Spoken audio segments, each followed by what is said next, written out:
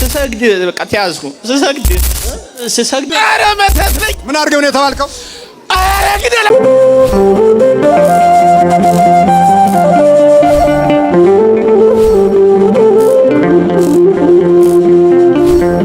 ምንድን ነው የምትወጣጠው? ወይኔ አልቻልኩም። ምንድን ነው የምልህ? ሰይጣን አይነጠላ ሰይጣን ሰይጣን ተቋር ሰይጣን ተቋር። አዎ አይነጠላ መተት። ስንት ዓመት ነው ከያዝከው? ከ8 ዓመቱ ጀምሮ አይነጠላው ከተወለደ ከተወለደ በኋላ ነው። ከተወለደ በኋላ እንደተወለደ በ3 ዓመቱ ያዝከው? አዎ። ከቤተሰብ ከእናት? አይ ከቤተሰብ ከእናት። ስንት ዓመት ነው ላው ላይ ካለ? ስንት ዓመት ነው ላው ላይ? 24 ዓመት እንደተወለደ በ3 ዓመቱ ነው የገባሁት። ጠቅላላ አሁን ላው ላይ 24 ዓመት ነው። 22 ዓመት አጠቃላይ 22 ዓመት አዎ። ላው ላይ የጊዜን የገባ ነው። ሰይጣን ጠቋር በ8 ዓመቱ ገባሁ። ሰይጣን ጠቋር? አዎ በ8 ዓመቱ ገባሁ። ገባ? አዎ። እንደው ገባህ ነው የምትለው? አዎ በቃ ያው እንደሚሾም ድቁና ሳቅ በቃ ጸጋውን አይቼ ገባሁ። ምን ዲያቆን ነው? አዎ ዲያቆን ነው።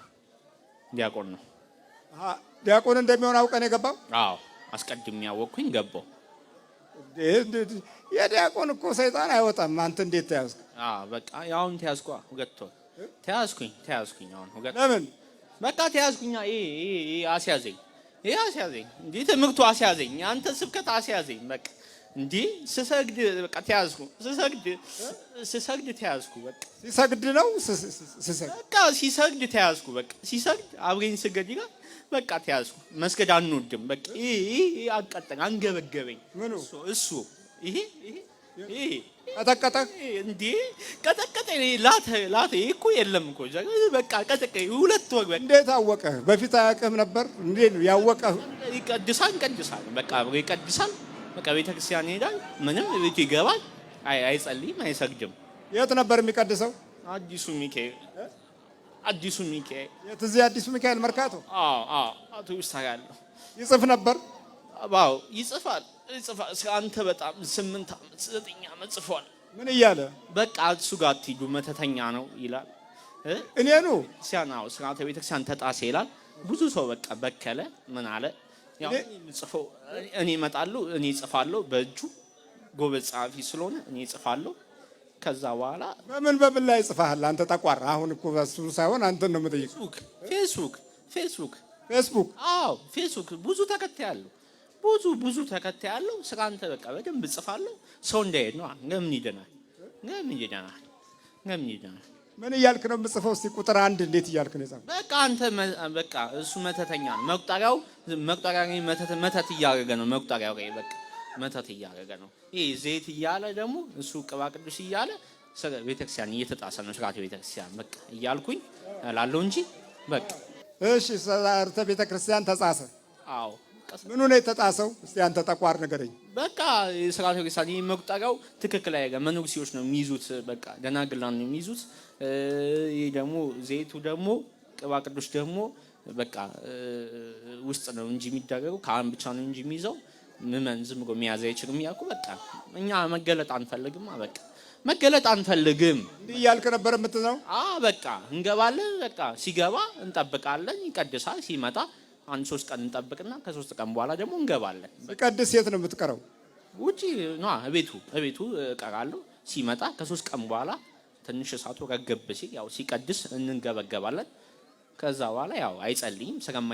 ስለማይሰግድ ያው እሳቱ ስለሌለ ተመልሰን እንገባለን። እሳቱ ረገብ ሲል? አዎ እኔ ብቻ ሁሉንም አጠቃላይ ይዤዋለሁ። አጠቃላይ አገልጋይ የሚባል የኔ ነው እንዳለ። ለምንድን ነው አገልጋዮች ላይ ትኩረት የምትሰጠው? እንዴ በቃ ዋናው እነሱ ናቸው። በቃ ዋናው እነሱ ናቸው። ምን እኮ ምንም ተራ እኮ ነው። እነሱ ምንጩ ከተያዘ ወንዙ ምንም አይከብድም እኮ። በቃ ዋናው እነሱን አድፍጠን ትንሽ ክፍታ ሲገኝ በቃ እንገባ። አሁን ስግደት የለ ምንም የለ ስለማይሰግድ ቤቱ ምን አምልኮት አንተ አምልኮት ቤት የለም። በዚህ መቀጥቀጥ የለ። በቃ ገብቼ መተኛት ነው። በቃ አብሬ ጸልያለሁ። ድቁናውንም አብሬ እቀበላለሁ። ምን አብረህ እንዴት ትቀበላለህ? በቃ እቀበላለሁ። እሳቱን እየቻልኩት ሲቀበል እቀበላለሁ። በቃ ለምን በቃ እንዴ አላሜ ነው እንዴ ልጁ እኮ አላሜ ነው። እሱን ስንት ሰው ይከተላል? እሱን አሰናከልኩ ማለት ስንት ህዝብ ነው አሰናከልኩ ማለት እንዴ? እሱን አሰናከልኩ። ከፈለክ አንተ 10,000 ሰው ምናምን 20,000 ሰው ውሰድ በቃ። እኔ ግን ከፈለክ ምንም ባትነካኝ ደስ ይለኛል። በቃ በ10,000 ሰው እኔ ግለውጥ። እሱን አትንካብኝ በቃ። አትንካው ነው? አዎ አትንካው በቃ። ይቅር ነው የምትለው? አዎ ይቅር በቃ። እፈልገዋለሁ እንዴ ልጁን አሳድጌዋለሁ እኮ አንከብክብኝ ያሳደግኩት እንዴ። አይምሮን በጣም እፈልገዋለሁ። አይምሮን በጣም እፈልገዋለሁ። በጣም እንደው ትንሽ እንኳን እንደው አገልጋይ አትፈራም? ምን ያስፈራኛል? በቃ ምንም የለማ እንዴ ምንም የለም። የምን አገልጋይ መንፈሴ ይሰራ እኮ የለም። ዝም ብሎ እኮ ነው በቃ ይሄዳሉ። አዎ ያነባል። ዝም መነባነብ አድርጎታል። ጸሎቱ ዳዊቱ መነባነብ ያነበንባል። አስጠፍቼዋለሁ። ውዳሴ ማርያምን አስጠፋሁት እንዴ መልካዎቹን አስጠፋሁት። ድርሳኑን አስጠፋሁት። አንቀጸ ብርሃኑን አስጠፋሁት። ለምን? ወንጌል እያስተማረ ነበር። አስጠፋሁት። ከአይምሮ አስጠፋሁት። እንዴ ጸልይ ነው በቃ። እንዴ ሰባኪ አይደለ እንዴ? አዎ ይሰብካል። የት ነው የሚሰብከው? እዛው ይሰብካል። ሰንበትም ተሰብኳል። ብዙ ሰው ያስተምራል ምናምን። አስጠፋሁት፣ አስጠላሁት በቃ። እሱን ሲያይ ተቃጠልኩና ፖለቲከኛ አልኩት። የምን ፖለቲከኛ? የፖለቲከኛ በቃ ተቋሚ አሁን የመንግስት ይቃወም ነበር። አክቲቪስት ነበረ በቃ።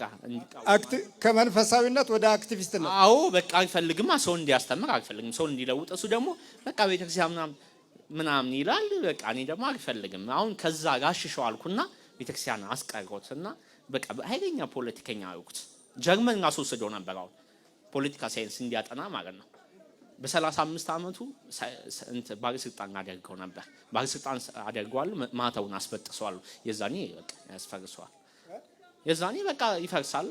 ማተውን ሳስበጥሰው ፖለቲከኛ ሲሆን በቃ ጭራሽ አምልኮት የጠላትን ኃይል የምናውቅበት ታላቅ ሚስጥር ነው። የቤተልሔምን ጉዞ ስናይ የመጀመሪያው የልደት ሚስጥር አምልኮት ነው። ከአምልኮት በኋላ ወደ ሄሮድስ እንዳይመለሱ ከሰገዱ በኋላ ሌላ መንገድ ያገኙት፣ ሌላ መንገድ ወደ ሄሮድስ እንዳይሄዱ ነው።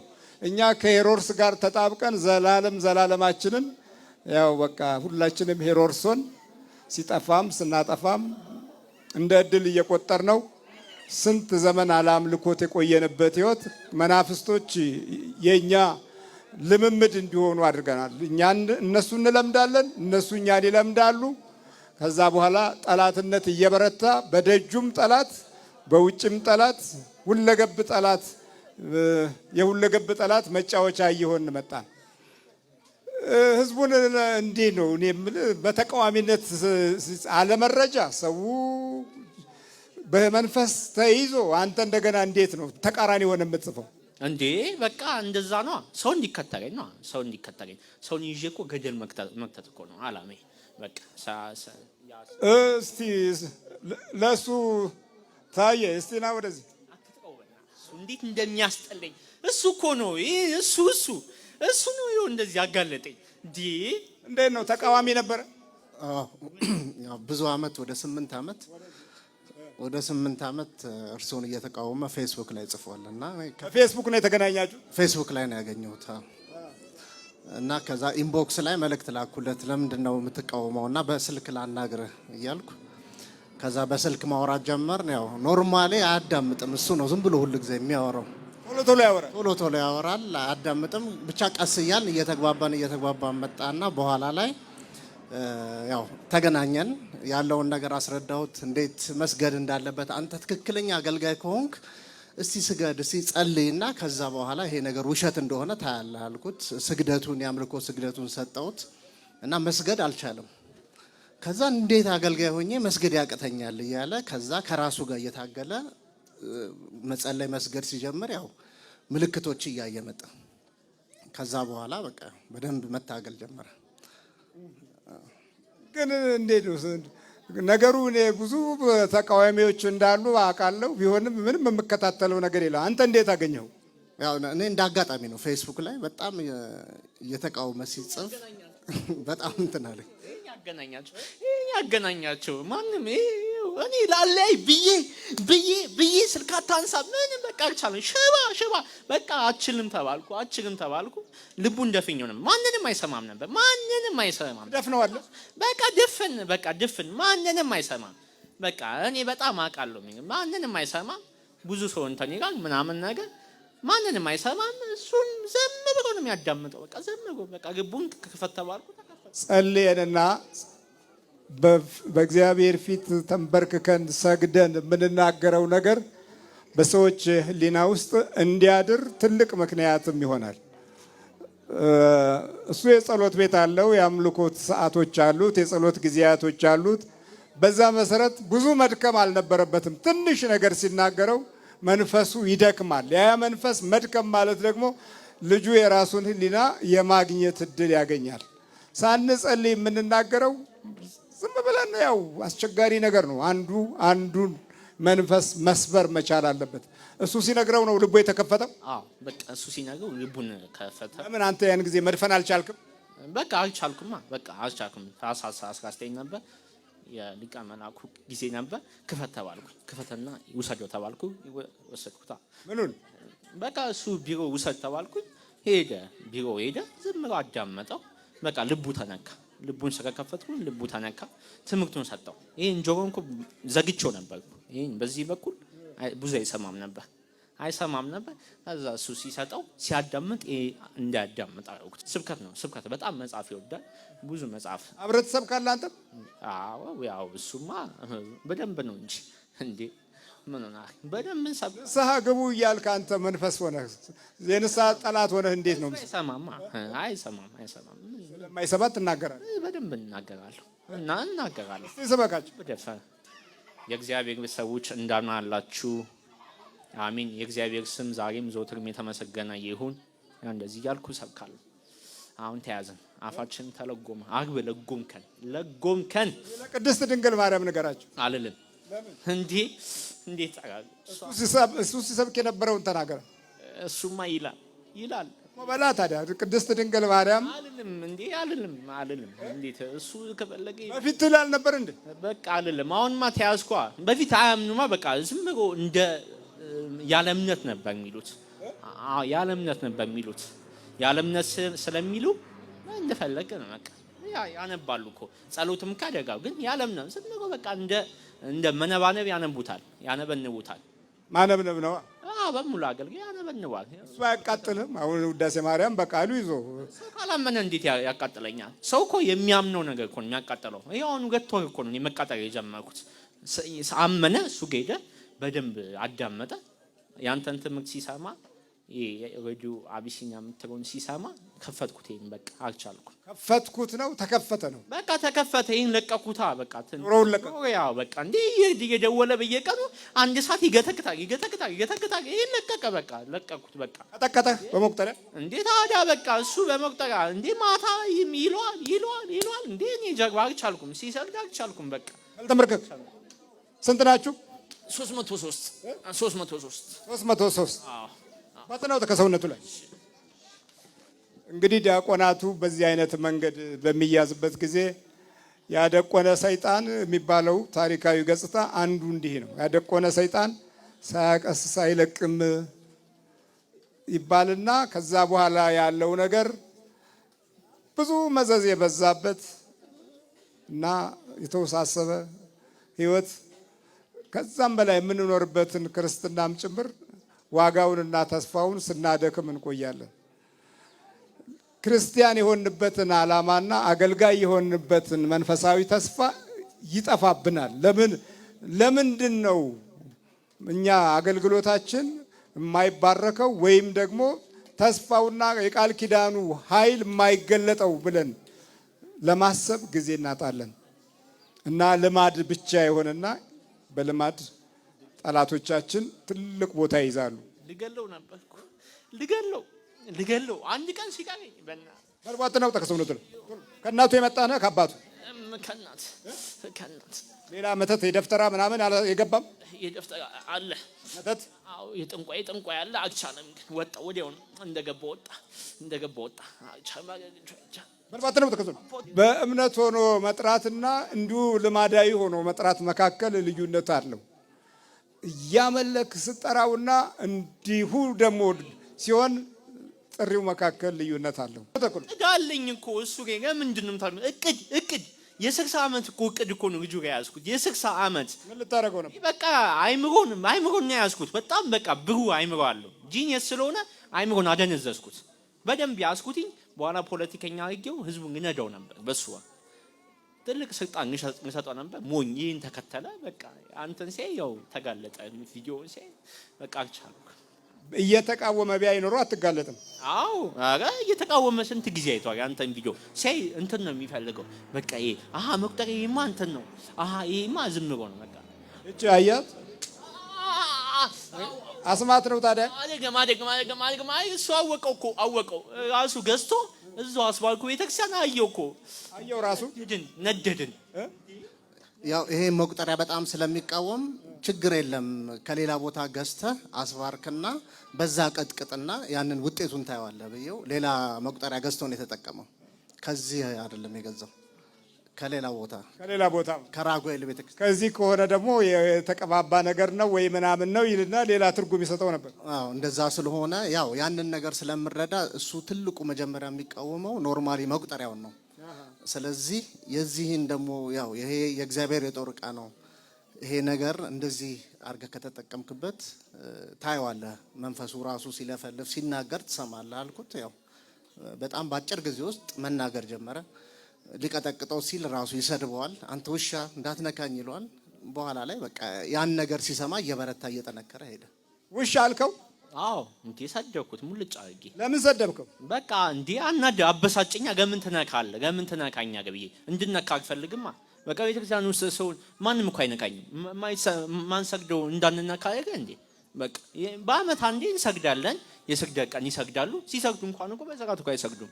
የስግደት ቀን ሲሰግዱ በሰዓት አይሰግዱም እኮ በቃ ኪራራሶን እያሉ ሰግዱ። ኪራራሶን ላይ ምንም እኮ በቃ ዝም እኮ ያስተውልኮ ስግደት እኮ ነው። እንደ አመቷን እንደ ምክንያት ይፈልጋሉ። በቃ ውፍረት ቦርጫ አለ አይገ በቃ እንደው ከብዶ በቃ እንደሱ ነው። ግርማ ሞገስ ተመችቶና ተኝተናል በቃ አላያችሁ። ስለዚህ ምንም መንፈሳዊ ሰራ እናሰራም በቃ ተናገረው ለተቃዋሚዎቹ። ይሄ ለምን እሱም ከተቃዋሚ አንዱ ስለነበረ በቅዋሜ ይሄን አልዘመን ጨርሰናል። ስንት አመት ሙሉ እዚህ 50 ምናምን አመት እኮ ነው። አንዴ መቁጠሪያው፣ አንዴ ስንል፣ አንዴ ጸበሉ ላይ የጸበሉ ምክንያት እኮ የተቋረጠው አንዱ የሆነ ነገር ብን ያደረግበትና ህዝቡ ሁሉ ያስጨዋል ብለው ለቅዱስ አባታችን ስለተናገሩ ነው። ሁሉም የሚጮው የሆነ ነገር አለች፣ የሆነች እጽዋት ይከትበታል። ከዛ በኋላ በቃ በሙሉ ይጮዋል ተባለ እና ያው እንግዲህ እንደምታዩት አስቸጋሪ ትውልድ መሀል ነው ያለነው። የተወለድንበት ጀርባ በራሱ አስቸጋሪ ነው። እውነቱን ለመረዳትና እውነቱን ለማወቅ ያለው መከራ ከባድ፣ ብዙ ጊዜ አሳልፈናል።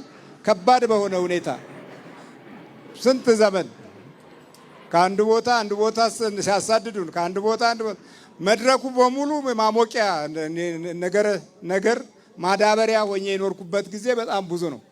እስካሁን ያም አላቋረጠም በብዙዎች ዘንድ።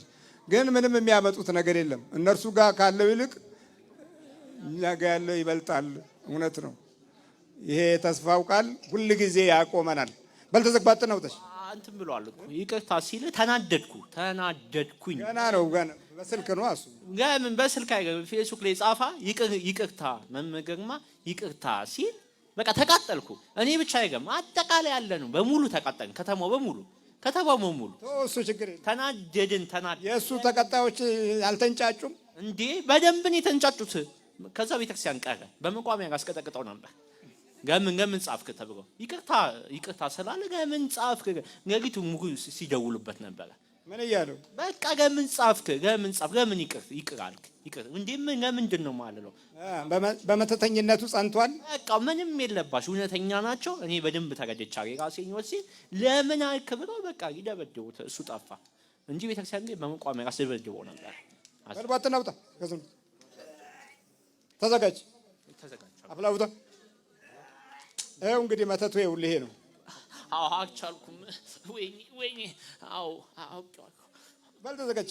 በኢየሱስ ክርስቶስ ስም ኢየሱስ ክርስቶስ ወደዚህ ፊትም በወላዲተ አምላክ ስም በወላዲተ አምላክ ስም በቅዱስ ሚካኤል ስም ወይኔ በቅዱስ ሚካኤል ስም በደንብ ጥራ እንጂ በቅዱስ ገብርኤል ስም እንዲነደድኩ አልቻልኩም። እሺ ቅዱስ ገብርኤል ስም እሺ በቅዱስ ገብርኤል ስም ወደ ሲኦል እንገባለን። ወደ ሲኦል እንገባለን። በአብርሃሙ ሥላሴ ስም በአብርሃሙ ሥላሴ ስም በወላዲተ አምላክ ስም በወላዲተ አምላክ ስም ጥሪ እያልህ አንተ በደንብ አደገሜው። እሺ በወላዲተ አምላክ ስም ሲኦል እንገባለን። ሲኦል እንገባለን። ሲኦል ታስረናል። ሲኦል ታስረናል። ቶሎ ሰባት ጩኸት አውጡ።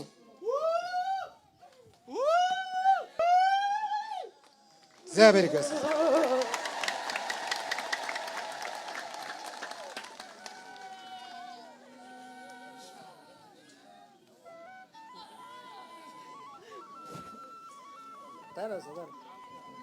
ተነስ አይዞህ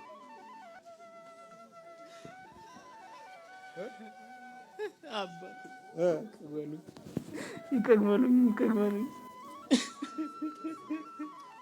አይዞህ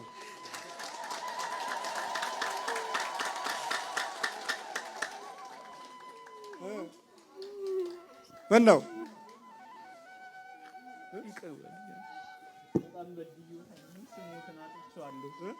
ነገራቸው? እኔ ጋር ረጅም ዘመን ፌስቡክ ላይ የእርሱን በፊት አገለግሎት ነበር። ሚካኤል ሲመጡ ነጠላ ገብሻ አገለግል ነበረ። ከዛ በኋላ የሆነ ጊዜ በቃ ጠፋሁኝ። እርሱም ከዛ ሲሄዱ እኔም ጠፋሁኝ። ከዛ ጠፍቼ ምንም እኮ ከማንም እኮ አላወራም፣ ግን ዝም ብዬ በቃ እሳቸው እንደዚህ ናቸው፣ እኔ ዋናው ከትምህርቱ ጋር ሳይሆን ከመቁጠሪያው ጋር ከቅባ ቅዱሱ ጋር እንዴት ይሆናል የሚለው ነገር እንዴት ይሆናል እኔ አላቆም። በቃ ግን ብቻ እጄ ሳይታዘዝኝ ራሱ ይጽፍና ስጨርስ ምንድን ነው ይሄ ነገር እንዴት ጻፍኩት ምናምን እላለሁ። እኔ ማለት ሳይፈልግ ማለት ነው።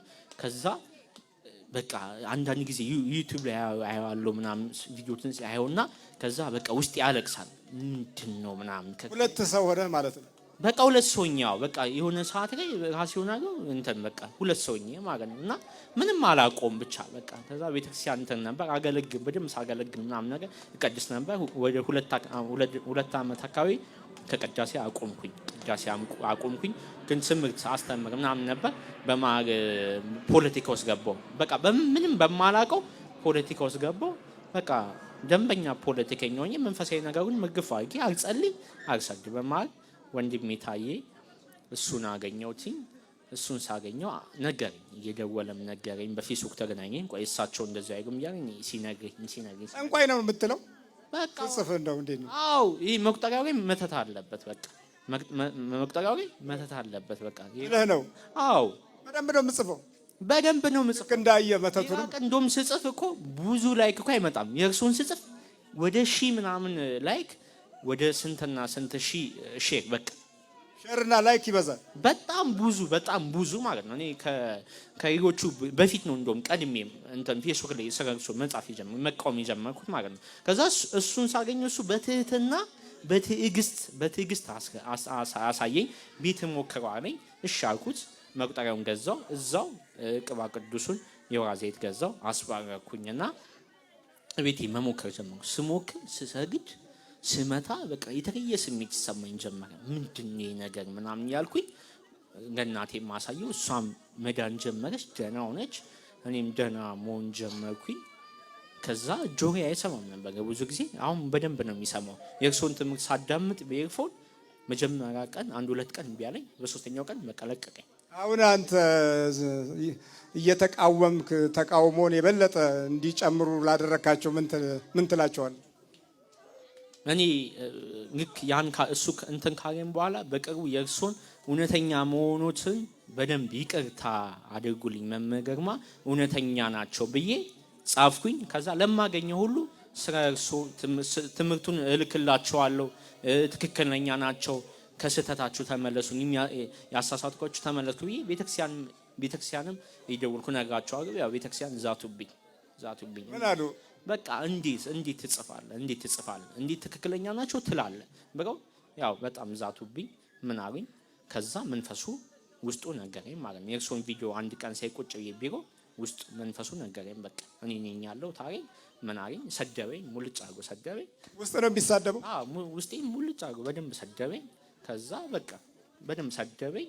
ከዛ ቤተክርስቲያን በቃ ራሴ ቤቴ በደንብ መጸለይ መስገድ ጀመርኩኝ። ነካ ክርስትና ገባኝ። እኔ እውነት ለመናገር ቤተክርስቲያን ካገለግልኩበት ይልቅ በደንብ ክርስትና የገባኝ ይሄን 2 ወር ነው። በቃ ስሰግድ ስጸልይ ስሰግድ በመቁጠሪያ እንትን ስል የእርሱን ስብከት ስሰማ እንደዚህ አይነት ስብከት እኔ በቃ ምንም እንደማላቅ አወቅኩኝ። በቃ ምንም እንደማላቅ። ከዛ ፖለቲካ እንዴት እንዳስጠለኝ ጸሎት ስጀምር ፖለቲካ አስጠለኝ። ብዙ ነገሮች በህይወቴ መስተካከል ጀመሩ። ምን አልኩኝ? ወደ ልቤ ተመለስኩኝ። በቃ የማደርገው ነገር ከልቤ መሆን ጀመረ። በኋላ መንፈሱን አግባ አሰሩት። ያው ታሰረ። ዛሬ ስመጣ እስከ መንገድ ላይ ራሴን አቅ ነበር። ከመንገድ በኋላ ብዙ ራሴን አላቅም። በቃ ወደዚህ ስንደርስ ራሴን በልበርታ አሁን እሺ። እሱም ደግሞ ያው እንግዲህ በርታ እሺ። እና የመጨረሻ አንድ መልእክት ያለኝ እባካችሁ ይኸው ከኔ ተማሩ። የምትቃወሙ ሰዎች በደንብ እንተዋወቃለን። ግን ይሄ ውሸት አይደለም፣ ወይ መተት አይደለም፣ ወይ አስማት አይደለም። እኔ በራሴ በህይወት ያየሁት ነው። በቤተሰቤ ያየሁት ነገር ነው። በራሴ ህይወት ያየሁት ስለሆነ እባካችሁ ከመቃወም መንፈስ ወጣችሁ ትክክለኛው መንገድ ይሄንን አድርጉ። እባካችሁ ቤታችሁ ስገዱ፣ ጸልዩ፣ ጹሙ። በቃ ትክክለኛውን ክርስትና እንረዳ። ሰው ብዙ ትውልድ እየጠፋብን ነው። ክርስትና አናሹፍ። በሰው ህይወት በጣም እየቀለድን ነው። ስለዚህ ከእንደዚህ አይነት ከመቃወም መንፈስ እንውጣና ራሳችሁ መርምሩ። እስቲ እየሰገዳችሁ ራሳችሁ መርምሩ። ሁሉም ንጹህ አይደለም። አባታችን በሆነ እኛ በጣም እኛን ያሾፍ ነው። እኛ አገልጋዮች በምእመኑ አሾፈናል። እውነት በማንም አይገርም። ምእመኑ ጠፍቷል። ብዙ በጎች ተበርተዋል። እኛንን ቤተክርስቲያንን ያዋረድናት እኛን እንጂ ማንም አይገርም። ቤተክርስቲያን ንጽሕት ነች፣ ቅድስት ነች። ትምህርቷን እርሶ ትክክለኛ የቤተክርስቲያን ትምህርት ነው እያስተማሩ ያሉት። እኛንን በሰው ህይወት የቀለድነው ያሾፍ ነው። በቃ ምንም ክርስትና እየገባን አይደለም። ክርስትናን ትተነዋል። ጭራሽ የአፍ ክርስትና ነው እንጂ የተግባር ክርስትና አይደለም። ይሄ ተግባር እኮ ነው፣ አፍ አይደለም። እርሶ በተግባር ነው የሚያሉት፣ እኛ ደግሞ ቦሬ ነው። ስለዚህ ትክክለኛውን ነገር በማድረግ ትክክለኛው መዳን፣ ትክክለኛውን ክርስትና፣ ትክክለኛውን ኦርቶዶክስ እንጓዝ። በቃ ይሄ ነው እንጂ ሌላ ምን ምለው ነገር የለም። እርሱም ይኸው በአደባባይ ፊት ይቅርታ አላለሁ። ከዚህ በኋላ ፌስቡክን ለፖለቲካ ሳይሆን ለክርስትና ይህንን አገልግሎት እንዲሰፋ ሰው እንዲድን ነው የምናገረው እንጂ ከዚህ በኋላ ፖለቲካ መግፋ አድርጌ እተዋለሁ አባቴ እና ይቅር በሉ። በቃ ወደ ቤተክርስቲያን መመለሳ፣ ወደ ቅዳሴ ይመለሳለሁ። ይሄ ነው የምለው አባቴ። ያው ምንም ችግር የለም። ራስህን እና ክፉን ጠላት ነው በተቃዋማችን ውስጥ የምንደብቀው እንጂ በኔ ላይ ምንም የሚደርስ ጉዳት የለም። ሌላውን ክርስቲያኑን እናዘገየዋለን፣ ለክፉ መንፈስ ጊዜ እንሰጣለን፣ በጊዜ እንዳይነቃ እናደርጋለን። ይሄ ደግሞ ከፈሪሳውያን ዘመን ጀምሮ የነበረ ችግር ነው። በእኛ ጊዜ የበለጠ የባሰ መሆኑ ክርስቲያኖች መካከል በቤተ እግዚአብሔር ደግሞ መሆኑ ነው ትንሽ የሚያሳፍረው እንጂ ያው ለክፉን መንፈስ ጊዜ እየሰጠው ነበረ። የጠላት ሚስጥር ሲገባህ ደግሞ ጊዜውን አሳጠርክ። እድሜ ልክህን የሚፈትንህን በአጭር ጊዜ ውስጥ ለመጣል ጊዜ ያገኘህ። አዎ በጣም ትክክል። እኛ ምንድነው አሁን እኔ እዛ ስጽፍ ብዙ ሰው ያየኛ ጋር ብዙ ሲያይ ወደ መጠራጠር ውስጥ ይገባል። መጠራጠር ሲገባ በቃ ምንም እኮ አሁን እኮ እኛም እኮ ጸልይ ብለን እንኳን አናሳይም። ህይወታችን እኮ ምንም የተግባር ህይወት የለንም እኮ እኛ ምን ቤተክርስቲያን እናገለግላለን፣ ግን የተግባር ህይወት የለንም። እዛው ለምንም እናሳየው ምንም ዜሮ ነገር እናሳያለን። ምንም እኔ አሁን ትክክለኛ ክርስትና የገባኝ ያለው አሁን ነው። በትክክለኛ ወደ እውነተኛ መንፈሳዊ ህይወት እያልኩ እውነተኛ ክርስትና ህይወት እየኖርኩ ያለሁት አሁን ነው። ሳደግ ብዙ ሰው እየጠላኝ በቃ አገልጋዮች ለምን እንደዚህ ትሆናላችሁ? ራሳችሁን መልምሩ እባካችሁና መምገር መውሸተኞች እንዳሆናችሁ ይኸው እኔ ምስክር ነኝ። ከራሴ ይሁን ከዚህ በኋላ ትመለሳላችሁ ብዬ ተስፋ አደርጋለሁ። እግዚአብሔር ለሁላችን ማስተዋል ይስጣል። አሜን። ምንድነው? ኧረ መተት ነኝ። ምን አድርገው ነው የተባልከው? ኧረ ግደለው ነው አለኝ። ኧረ ልገለው ነበር። ልትገለው ነው? ሰባኪ ወንጌል ነው? ቄስ ነው? ኧረ በህዝቡ ላይ ይወደዳል፣ ያስተምራል። ሐሰት አይወደም። የት ነው እሱ? የት አገር? ኧረ ጎጃም ማንኩሳ ደብረ ደውላል። ፍቅር እስከ መቃብር ማንኩሳ? አዎ ፍቅር እስከ መቃብር ነው ያለ። እዛ ነው የተመተትከው? አዎ እዚያው ነው የመተትኩትኝ። ገባህበት? እዛ ነው የገባሁበት። ምን አድርገው ነው የተባልከው? አረ ልገለው ነበረ። ልትገለው?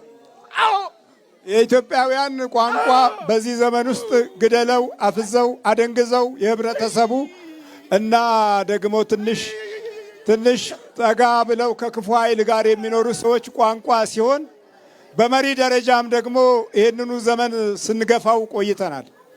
ተናገረ፣ አወራ፣ ይሄን አለ። ስለዚህ ምንድነው ሰውረው፣ አጥፋው፣ እሰረው፣ ግረፈው፣ አጥቃው የሚለምን ቋንቋ እንደ ዜጋ ስናስተናግደው ኖረናል።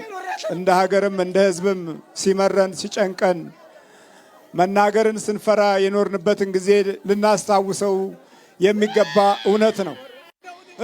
አሁን ለቀት ሄዳላችሁ? ኧረ እሄዳለሁ። ለቀት ሄዳላችሁ? ኧረ እሄዳለሁ። ስንት ዓመት አሰቃየው? ኧረ አልቆጠረውም። ብዙ ነው። ኧረ ብዙ ነው። አልቆጠረውም። ምን እያረከው ነው የኖርከው? ኧረ በእጅ በእግሩ በጭንቅላቱ ሆኜ መጽሐፍ አላስነብበው፣ ጸሎት አላስይዘው። ኧረ አይምረውን እየሸበሩኝ። ሰይጣን አጋንንት ነው። ኧረ አጋንንት ነኝ። አጋንንት ነው። አገልጋይ አይል ምን አይል ሁሉንም በማጥቃት ረጅም ጊዜ ህይወታችን ሲታመስ ሲጨነቅ ሲዋትት ግራ ስንጋባ የምንናገረው እያጣን የምናወራው ሰው እያጣን ለብቻ ማሳኞች ሆነን ይኸውና እንግዲህ እዚህ ደረስን። አሁን ለቀት ሄዳላት? ኧረ እሄዳለሁ። ኧረ እሱም አልተቻለልኝም። በጸበል ይሄዳል፣ በጸሎት ይሄዳል፣ ወደ ሌላ ቦታ ይሄድ። ቡዳ ጅራታ የደብተራ መተት ነው የጠንቋይ ነው። ኧረ ደብተራ ነኝ። በምግብ ነው በልብስ ነው የገባው? ኧረ በሁሉም ሰጥቼዋለሁ። ያልገባሁበት የለም። ስንት ናችሁ? ኧረ አልቆጥረውም። ብዙ ነኝ። ስንት ነህ? ቶሎ ነገር ስንት ናችሁ? ኧረ እንዴት ልበለው? ቁጠራ ወይ ሌጊዮን ልቆጥረው ወይ ሌጊዮንን ወይ ምንድን ነበር? እኔ ቁጥሩ ብዙ ነው። ምን ልቆጥረው እንዴ? ታዲያ ስንት እንደሆነ እኔ ከስንት ሚሊዮን በላይ ነኝ ያለው። በቃ ከስንት ሚሊዮን በላይ ነው። አገልጋይ አትፈራም? እኔ የምንፈራው እሱም ብቻ ነው የምፈራው። ሲያጠምቅ በእሱ ላይ ያለው አንድም አጋንንት አይቀር ያስለቅቃል። በእሱ ላይ ግን ተደብቄ ነው ያለው። በዚህ ቀናበታለሁ። በቃ እሱ ሐሰት አይወድም፣ እውነት ነው የሚወድ። ስንት 30 ቢደራረብ አይፈራም። ለእውነት የቆመ ነው። እና ለምን ገባበት? በዚህ የተነሳ በህዝቡ ዘንድ ሲቀርብ ይወደዳል፣ ያለ ይፈጸምለታል፣ ቤተክርስቲያን ይሰራል። በቃ የሱ ስራ ይህ ነው። ለምን ገባበታል? ቀናሁበት። እኔ እየተጠላሁ እሱ እየተወደደ ሄደ። በቃ ሹመት አይወድም። እሺ በቃ ሌላ ነገር አይፈልግም። እውነት ብቻ ነው የሚወደው። እና እግሩንና እጁን ያዝከው? በቃ እንዲያርግ ያስሬ ነው ማስቀመጥ ጭንቅላቱን እያባገኑኝ። በቃ እንዲያርግ ገና ስንት ዓመት እንዲያረከው? እኔ ገና እሱን ገና እስከምገድለው ድረስ አልወጣም ነበረ። ታዲያ ዛሬ ተገኘው። በቃ መግደል አልችልም። ስላሴ ፈረዱብኝ። አሁንም አንድም አልገድለው። አወቁኝ፣ ተረዳሁ። በቃ ትንሽ አንገታቸውን በእግዚአብሔር አምላክ ቀና የሚያደርጉ ሰዎች ሁሉ የዚህ አይነት ጠላት አለባቸው። እኔም 3 4 5 ጊዜ የመተት ግብዣ ተጋብዣለሁ። 3 4 5 አንድ ጊዜ ልብሴ በደም ተነክሯል። በሌላው ጊዜ 100 ብር ራሷ ደም በደም ሆና በፖስታ ተደርጋ ተልካልኛለች። የብር ፖስታ ግን ያው ምንም አያመጣም። ማታና ጧት ዋጋውን ሲቀምስ ዞር ይላል። ችግሩ እንዴት እንደምናሸንፈው የለመድነው ልማድ ደካማ መሆኑ ነው። የትም እኮ አይመለጥም። እሬትም አላመልጥም። በቃ ይተ እንግዲህ እንደፈለገ ይሁን። በቃ ቅዱስ ቁርባን እንግዲህ ያሰበ ሁሉ ሊሳካልን። ቅዱስ ቁርባን ሲወስድ መረቅም ብሎ ነበር። በቃ ሊመረቅ ነው። በቃ ከዛሬ ጀምሮ በቃ ቅድስት ሥላሴ ገብቶ በቃ ተመረቀ። እንግዲህ እኔ በቃ ቅድስት ሥላሴ ይማራል። አዎ ይማራል። የት? እዚያው ነው 4 ኪሎ። 4 ኪሎ ኮሌጅ። አዎ። ስንት ዓመት? 3ኛ ዓመቱ ነው አሁን። በቃ 3ኛ ዓመቱ ነው። አላስመርቀውም ብዬ አስወጥቼ ልሰደው ነበር። ተሳካለት። በቃ አትችልም። እንደዛማ አልቻልሁም። በቃ አልቻልሁም። አጋንንት ነው ሰይጣን። አጋንንት ነኝ። ነገሩ በመንፈሳዊነት የተሸፈነው ክፉ ጠላት ቤተ ክርስቲያንን እየፈተነ ታሪካዊ ሂደቷን ሁሉ እያደከመ አስተሳሰባችንን በመንደርና በአካባቢያዊ ሁኔታ እየጠለፈ በነገር ቋጠሮ ውስጥ ልቦናችንን እያደከመ ትልቁን ጉዳት በትውልድ ላይ ሲጥል በጣም ብዙዎቻችን አልገባንም። በልተመርክክ ቀርቧጥ ነው ተከሰውነቱ ቶሎ በል ከሰውነቱ ውጣ። ከእግሩ ጀምር ነው። እግሩን አላስቆመም ነበር። በል ቶሎ በል። ወጥ ነው አናቱ ላይ ነው ያለው። ይኸው ከዛሬ በቃ አስወገድኩት። ኤሌክትሪክ እየነጠቁ ነበረ። በቃኝ። ይኸው ዛሬ ጀምሬ ከዚህ ጀምሬ በቃኝ። እግሩ ነው የምንነጥቀው። በቃ እግሬ ይኸው እግሩን ይኸው በቃ እንግዲህ ኩማውን አላስቆመም ነበር። በቃ አታስቆመው። አዎ ሲያስተምርስ በቃ ሀሳብ አበዛበታለሁ። አይምሮውን እመነዝርበታለሁ። መጽሐፍ ከያዘ ምድሩን ደረምስበታለሁ። በቃ መጽሐፍ ማንበብ ካስቆሙትኝ አሁን ሚያዝያ ዓመቴ ነው። በቃ እንግዲህ ሚያዝያ 23 አይምሮውን አሽከርክሬ ጣልሁት። ከዛ ወደዚህ እሱ በጸበል እኔ በምፈልገው ቦታ እየሄድኩ አሽከረክረዋለሁ። ግን ሰው ሲናገር ጫጫታ እንዳይወድ ስልክ ሲደወል እንዲነድብር አደርገዋለሁ። በቃ ከዛሬ ጀምሬ ግን በቃ እንግዲህ ይኸው በስላሴ ቃል እገባለሁ። በመጽሐፈ ኢያሱ ላይ አንድ ታላቅ ነገር አለ። ጠላቶቻችሁን ለማሸነፍ እንዳትችሉ እርም ነገር አለባችሁና በጠላቶቻችሁ ፊት መቆም አትችሉም ማለት።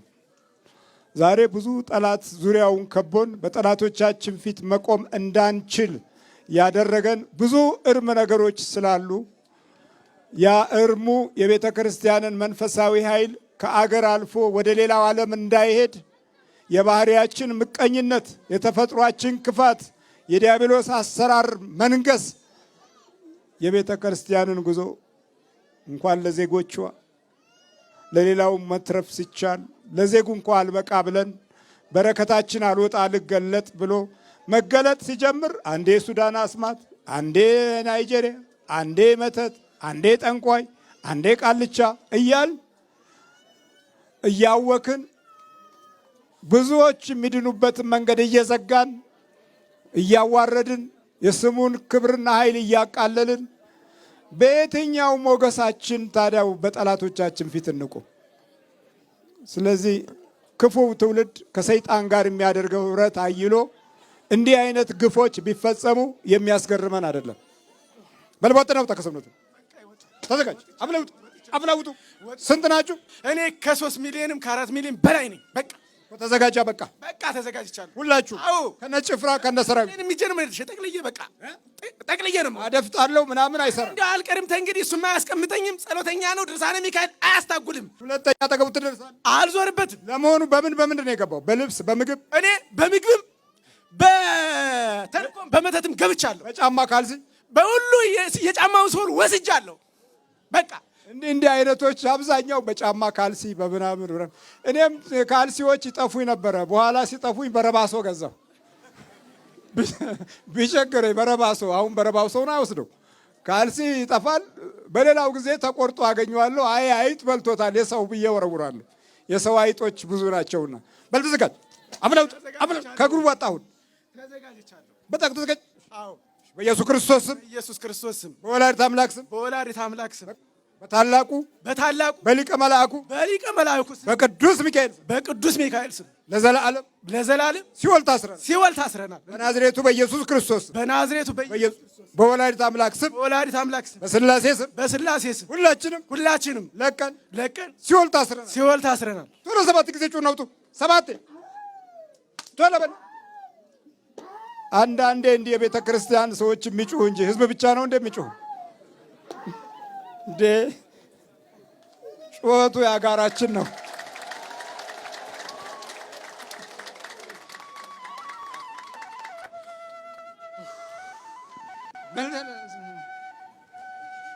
ማልበል አይዞህ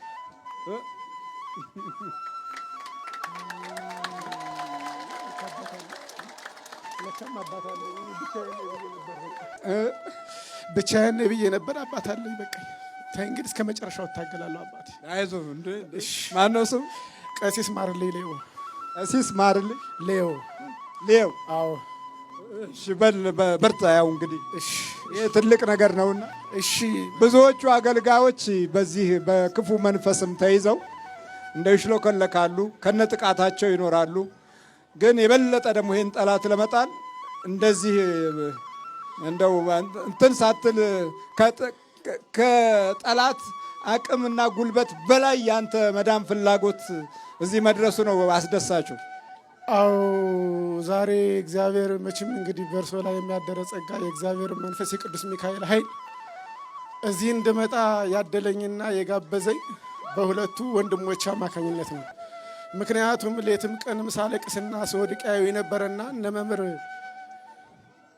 ሃይማኖት እና እንዲሁ መምህር አሸናፊ እነሱ ዛሬ ወደዚህ ይዘው እንዲመጡ ሌትም ቀንም ትናንትና ጠብቀው አዋሉኝ። ዛሬ በሌሊት ወደ 10 ሰዓት አካባቢ ቀሰቀሱኝ። እዚህ ለቅዳሴ እንድደርስ አደረጉኝ። ለዚህ ክብር በቃሁኝ። እግዚአብሔር ይችን የዛሬቱን ቀን ለዘላለም ይባርክልኝ። እንደው ምን መልእክት አለ? አሁን ብዙዎቹ እንደው ቤተክርስቲያን በማገልገላቸው በቤተክርስቲያን በመኖራቸው እንዲህ በጠላት እጠቃለሁ ብለው አይገምቱም እና ከተጠቂነት ይልቅ አጥቂነትን ይመርጣሉ። እኔ የማስተላልፈው መልእክት ህዝበ ክርስቲያን በእኔ የደረሰ አይደርስባችሁ እላለሁ በመጀመሪያ እና በሌለኝ አቅም በሌለኝ ጉልበት ቤተ ክርስቲያን እሰራለሁ እያልሁኝ ለነዳያን እንዲህ ይታገላለሁ እያልሁኝ ብዙ ነገር አደርግ ነበረና ቤተ ክርስቲያንም ስትሰራ ደግሞ የራሴን ስራ ትቼ ወደ ቤተ ክርስቲያን በመሄድ ከቤተ ክርስቲያን ጣራ ላይ ጥለውኛል። ይህም እግዚአብሔር እንደቆሙ አስቀርቶኛል። ለዚህ በመቅናት ይህን ነገር በማየታቸው እኔም በዚህ ነገር ገብተው ሊያደናቅፉ ከጫማዬ ስወል ኪዳን አርሼ ስወጣ ጫማዬ ስወልን ወሰዱብኝ። ሳምንት አቆይተው ሳላየው መጥቶ መልሰው አስገቡት። ከዚያ እግሬ ተተበተበና ወደቁ። ግን እግዚአብሔር ይመስገን አሳልፎ ለሞት አልሰጠኝም። እኔ ከሱ ቤት ወጥቼ አላውቅም ነበርና አሁንም ከቤቱ እንደሆነ እግዚአብሔር አድሎኛልና እግዚአብሔር በእኔ የደረሰ መከራ አይደርስባችሁ። ግን አባይ ጠንቋይ ለገንዘብ ብለው አሁን አድናለሁ ቢሉ አትመኗቸው፣ አያድኑም። እንድናለን ብለው ሄደው የዚያ ወድቀው የቀሩ ብዙዎች ናቸውና ስለዚህ አሁን ቤተ ክርስቲያን ታድናችሁ ትግደላችሁ ከቤተ ክርስቲያን አታውጡ መልእክቴ ነው። አመሰግናለሁ። በርታ። እንደው ለአገልጋዮች እንደው በዚህ በመንፈስ አንጠቃም ለሚሉት እኔ እንደው አንዳንዶቹም እኮ አገልጋይ ሆነው ሰይጣን የለም መተት የለም ቡዳ የለም ዝም ብላችሁ ነው ለሚሉት እንደው ምን ማረጋገጥ እንደው በተረጋገጠ ቋንቋ እንደው ምን ይሏቸዋል? እኔን እንደዚህ ያደረገኝ የራሴ ጓደኛ አገልጋዬ ነው። ግን ምንድነው የሚለው ባያድለኝ ነው እንጂ እንዳንተ አጥባቂ ነበር ብሎኛል። በእኔ ላይ አይለፈልፍም፣ በሰዎች ላይ ሆኖ ነበር የሚለፈልፈው። ግን ባያድለኝ ነው። ከእግዚአብሔር የሚያመልጥ ምንም ነገር የለም። ግን በተዘጋች ቤት በገነት አልገባም ብዬ በውካታው ሲወል ይሻለኛል ብዬ ነው ይህን ስራ የጀመሩ ነው ያለ አባቶች። እንደዚህ ብሎ ነው የለፈለፈው። በተዘጋች ቤት በገነት አልገባም፣